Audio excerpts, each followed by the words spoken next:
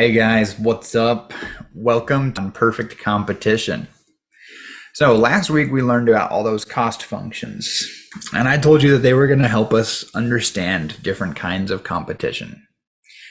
That's true. It is true. This week we're going to keep using it. We're going to use the same cost functions, although we're going to focus mostly on the average graph, where you have that marginal cost curve, the average total cost curve, maybe the average variable cost curve. That one's optional. But we're going to deal a lot with that graph, with the average curves and the marginal curve. And what we're going to do is we're going to look at the perspective of one firm, one business with that cost structure. And then we're going to superimpose a price on it. Like, hey, we can make all this stuff. Here's the cost. We know the average total cost for every quantity we could choose. And then we're going to try to sell it in a competitive market, like supply and demand. Okay, supply and demand, no one has any control over price. It just happens. So the supply and the demand curves meet. They choose a price, and the price that comes out of that X gets superimposed onto every firm's cost curves. So same market, but now instead of looking at the overall big picture, we're looking at one firm inside of it. One of the many firms who can't control the price. And so the price is going to show as just this horizontal bar that's just fixed and they can't change it. And then we have to figure out what they're going to do to maximize their profit. Now, there's a lot of technical videos that are going to walk you through the math of it.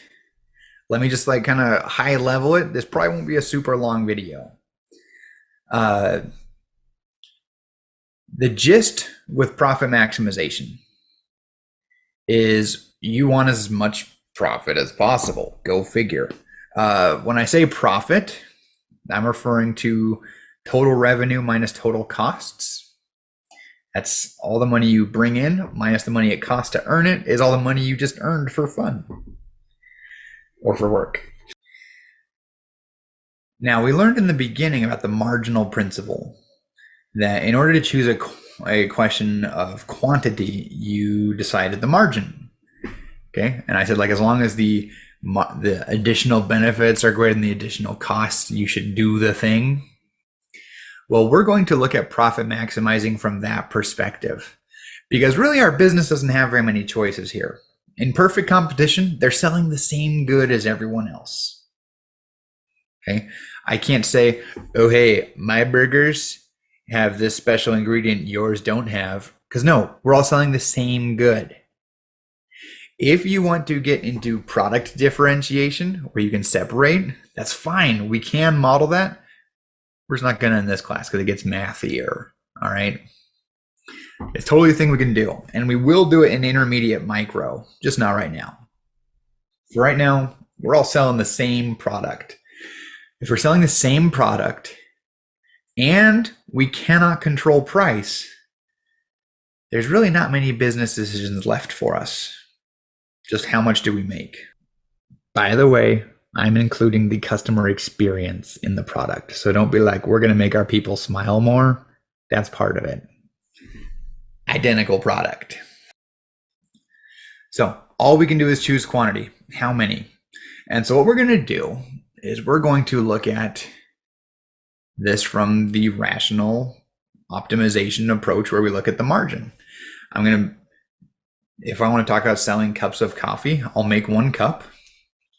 And if the money coming in from it was more than the cost of making it, I'll make another one. And if the money coming in from it's more than the cost of making it, I'll make another one. I'm going to compare these money coming in per new cup, which is marginal revenue. And I'm going to compare it to the marginal cost, the additional cost from making each new cup. Now in this chapter, marginal revenue is the same as price. In chapter 8, it'll be different. Okay, so keep that in mind. But we're going to increase production as long as the marginal revenues, the money coming in for the next sale, is greater than or equal to the marginal cost, or the money going out for the next sale, And as long as the money coming in is greater than the money going out, we're making money and we want to keep doing that.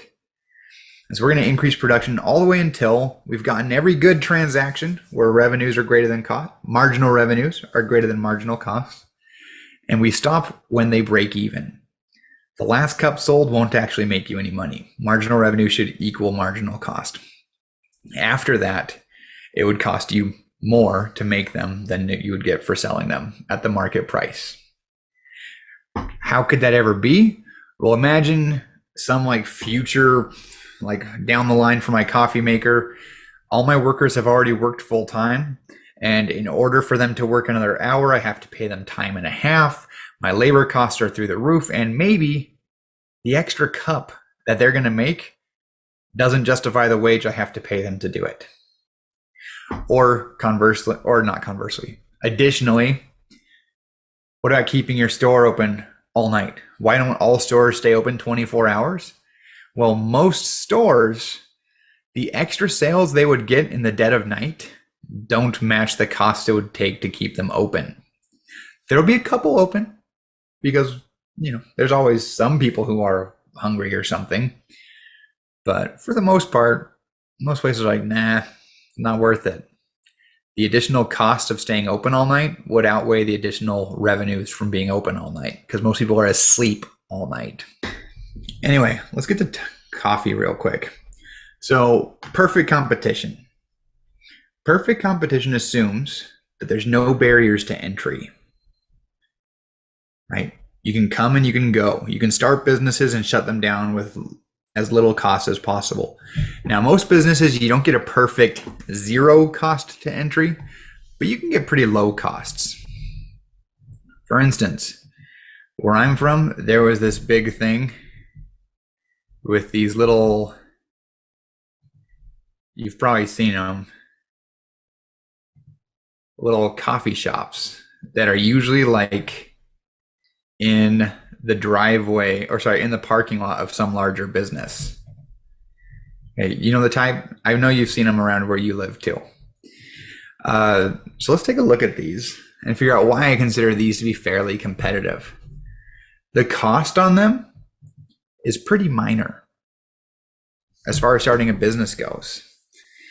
You rent out a chunk of the parking lot for a certain number of months, and then you pay a couple $1,000s to put up some walls and an AC unit and a coffee maker, and you're in business.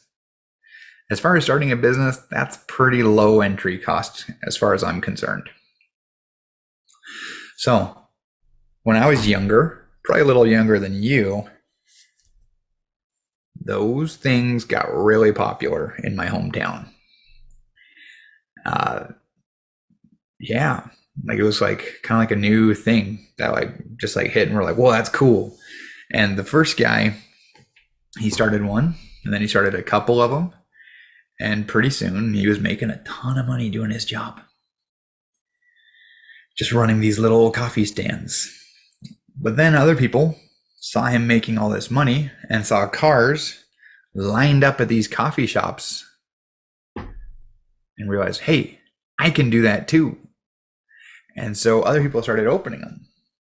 And pretty soon it seemed like there was a coffee shop like at every corner. And in one case, there were like 3 at a 4-way intersection. It's pretty crazy. But then eventually there ended up not being as many.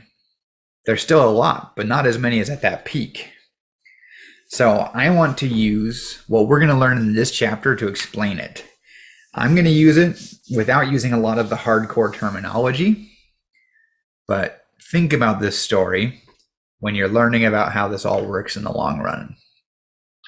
Okay, free entry and exit. Anyone who can start a business can. So this guy starts, and he makes a ton of money. We'd call it economic profit. Okay, it's the thing. Makes a ton of money, and that economic profit invites other people to maybe quit their jobs and try to copy him, to be like, whoa, that coffee shop's super successful. Let me see if I can do that. And then I'll start my own business. And as people start entering that coffee market, the demand gets more spread out. each firm selling less and less. Okay, so let's think. Yeah, there's a demand for coffee, one demand curve. The supply starts rising. What's that do to price? Hopefully you got that decreases price, which to each firm, if you draw it on your graph, decreases the quantity that they can make and to maximize their profit. And it's going to decrease their profits as well. So as all these competitors start flooding the market, everyone's profits goes down until eventually it's down enough that some people are like losing money and leave the market. And as they leave the market, profits start to stabilize. So I think that tells the coffee story. Now, what's the end result of perfect competition in the long run? The end result is going to be zero economic profit. Okay, the people in business are going to make enough money that they're content. There's no need for them to get a new job because they're making just as much in this job as they would anywhere else. But they're also not making so much money that they invite new people.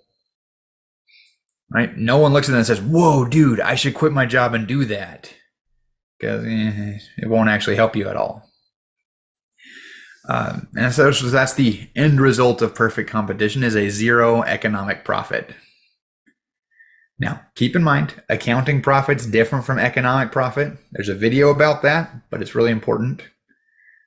Zero profit's not a terrible thing in economics because we measure it differently than accountants do. But yeah, guys, I think that covers most of the perfect competition stuff. Free entry and exit makes it really hard to make money and keep making money. I should say, actually, one more thought. So this is sort of like outside of the book. This zero profit condition means nobody wants to be stuck in perfect competition. Right, so you might be thinking this is like a really boring model. Like, why don't we like get a different product or something? Exactly. If everyone sells the same good in a market with free entry and exit, eventually there's going to be zero economic profit from it. So firms will try to escape perfect competition. Firms will try to find ways to get away from it. They'll be like, "Hey, let me make my burgers square, Wendy's. Now my burger is different from everyone else's." Or whatever it may be. They're going to find some way to say, "Look, mine's different. You can pay me a little extra for it." That's a thing. Businesses do that. This model doesn't say they don't. It just says what happens if they don't.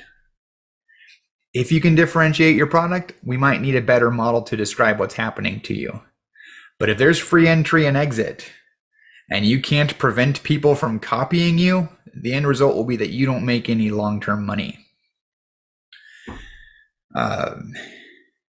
Other ways that firms try to avoid competition: if you go back to when we were meddling in markets with price floors, price ceilings, and quotas, firms will often ask the government for regulation in their market in some way. Not blanket regulation, but the kind that helps them. I think I mentioned, I forget if it was this class or the other class, but taxi cab companies are one of the loudest sectors who are interested in regulating Lyft and Uber. Why? Because it stops a lot of entry in their market. That's a thing. It's a thing that they don't want. I read a news article a while back about a lady who owned a hair salon as a cosmetologist, like all the chemicals and dyeing and everything else. And a different lady had opened up a business a block away or whatever, doing hair braiding. Now, I don't mean generic hair braiding. I mean the super intricate stuff where you can pay a lot of money and sit there for hours while they braid all your hair super awesomely. Anyway, that's a totally different business from cosmetology. There's no bleaching, there's no chemicals, there's no anything. But this cosmetologist was saying that the hair braider should be subject to the same regulations and the same licensing requirements, which involved a bunch of months of extra schooling and all this other stuff. The reason cosmetologists have all that is because we don't want them to burn our hair into baldness, right? It's like a safety thing. But here we had an existing business who didn't like new competition squeezing in on the market, even if it's not very direct competition. But what was the response? Regulate them out of existence if we can. So there's a lot we can say about firms trying to escape competitive pressures. This chapter does not depict that. This chapter just says what happens if you don't escape competitive pressures. Next chapter, we're going to go to the opposite end. What if you somehow become the king or queen of your market and you're the only firm there? We'll find out more then. Peace out, guys. I hope this helps. Enjoy the next videos. Good luck.